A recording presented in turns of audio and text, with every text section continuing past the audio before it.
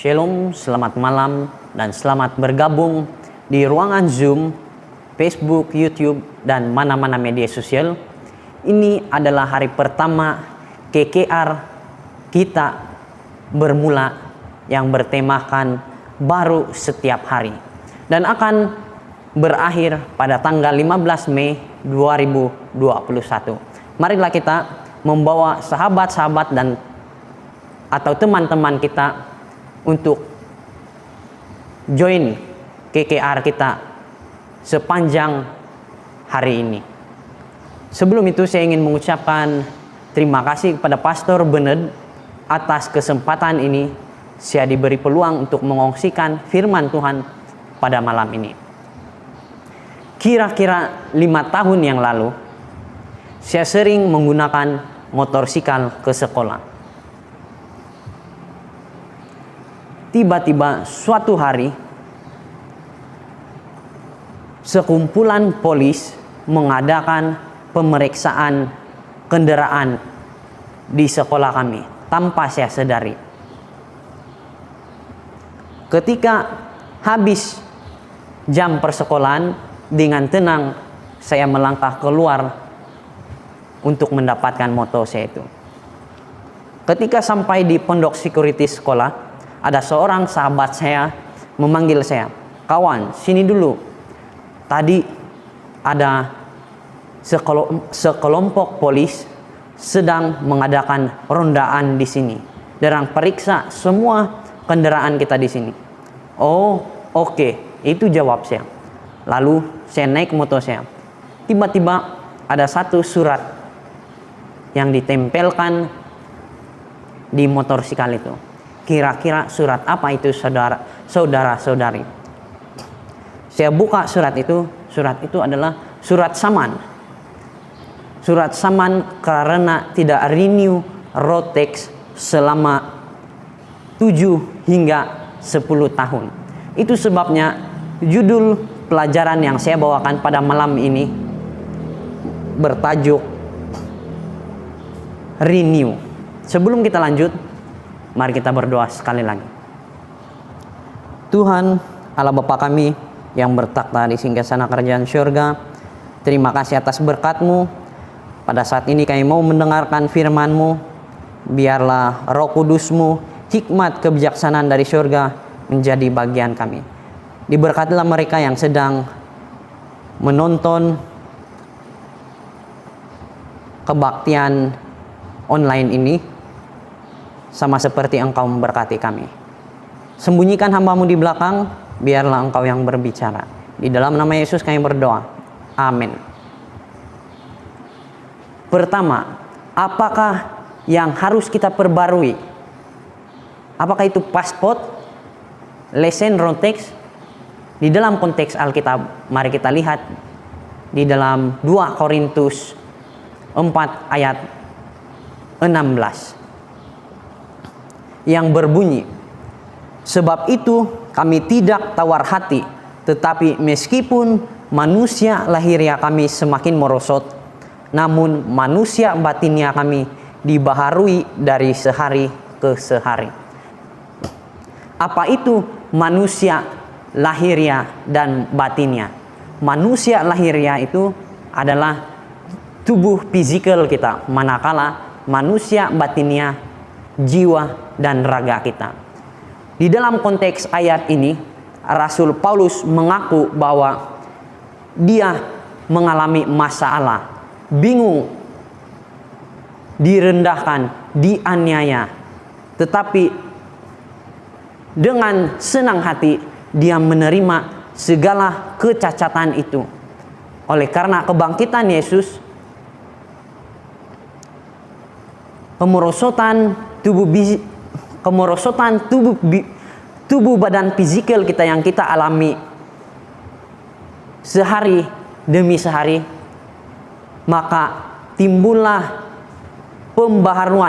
perubahan rohani yang gaib di dalam diri kita.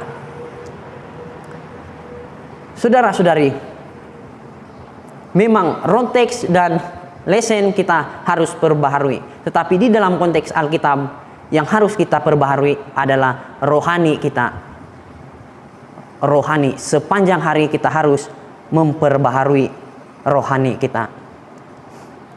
Sekiranya kita tidak memperbaharui rohani kita, maka kita tidak akan menjadi umat Tuhan yang setia. Sebagai contoh, ketika kita dilarang mengadakan perbaktian di gereja, maka di rumah pun kita tiadakan perbaktian pada masa pandemik ini. Yang seterusnya, siapakah yang akan memperbaharui kita? Apakah guru disiplin ataupun ibu bapak kita? Ketika saya masih sekolah tahun 5, saya dipanggil guru disiplin karena terlampau nakal. Dia menasihatkan saya, dan pada waktu guru disiplin itu ataupun counseling itu bagi nasihat, pada waktu itu masuk.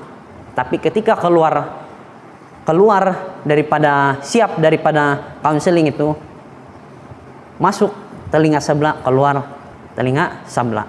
Itulah manusia. Dan mari kita buka Alkitab kita di dalam Titus 3 ayat 5. Pada waktu itu Dia telah menyelamatkan kita, bukan karena perbuatan baik yang telah kita lakukan, tetapi karena rahmat-Nya oleh permandian kelahiran kembali dan oleh pembaharuan yang dikerjakan oleh Roh Kudus. Kita garis besarkan ayat yang di bawah, paling di bawah itu. Dan oleh pembaharuan yang dikerjakan oleh Roh Kudus. Roh Kuduslah yang memperbaharui kita. Yesuslah yang memperbaharui kita melalui Roh Kudus. Asal saja kita bertobat. Kalau kita tidak bertobat, bagaimana pembaharuan yang Roh Kudus lakukan itu terjadi? Itu pastinya akan terhambat. Pertobatan berarti tidak melakukan dosa lagi dan kembali kepada Kristus. Itulah arti pertobatan.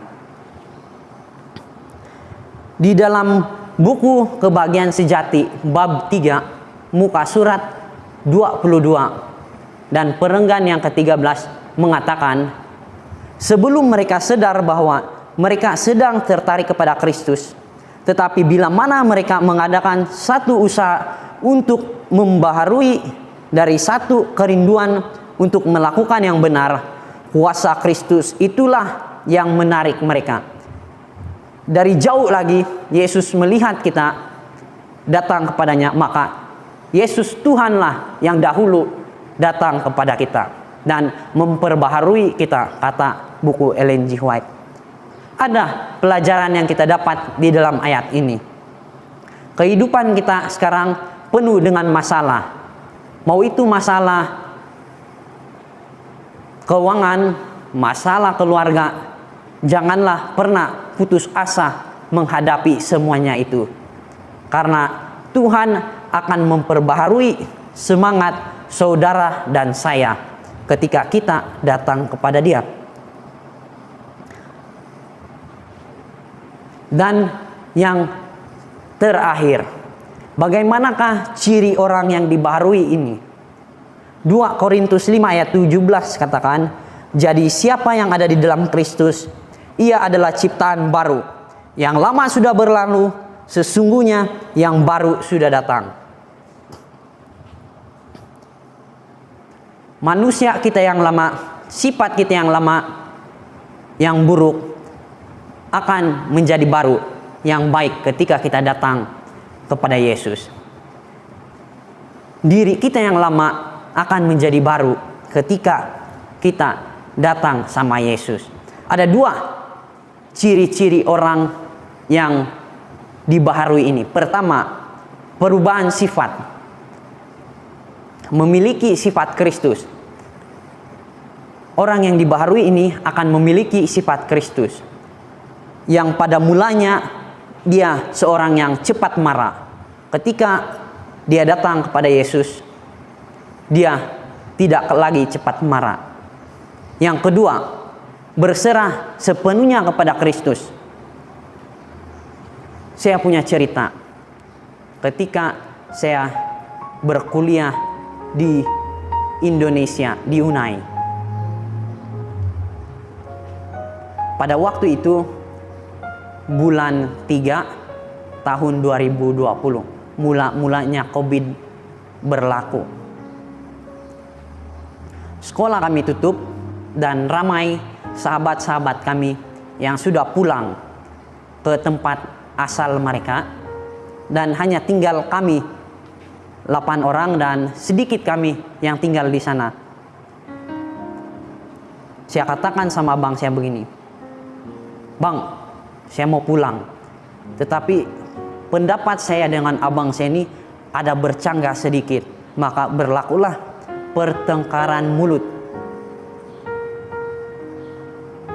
sedikit. Maka malam itu kami masing-masing berdoa, dan di dalam doa saya katakan sama Tuhan,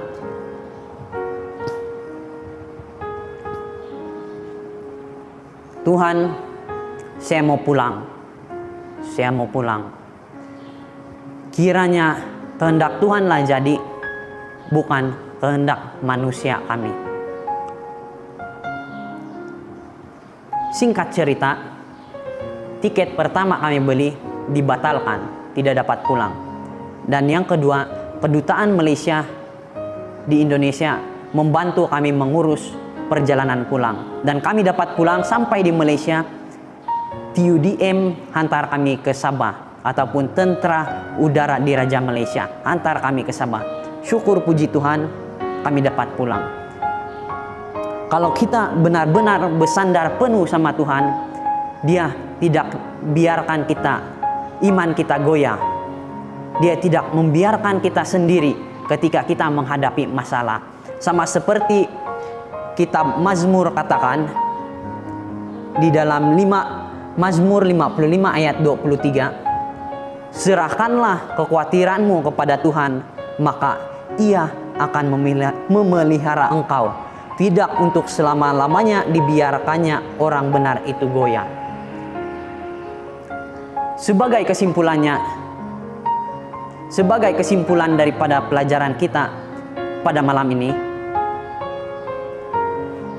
renew road tax atau lesen paspor kita perlukan setiap tahun. Tetapi renew hati kita, rohani kita perlukan sepanjang setiap hari.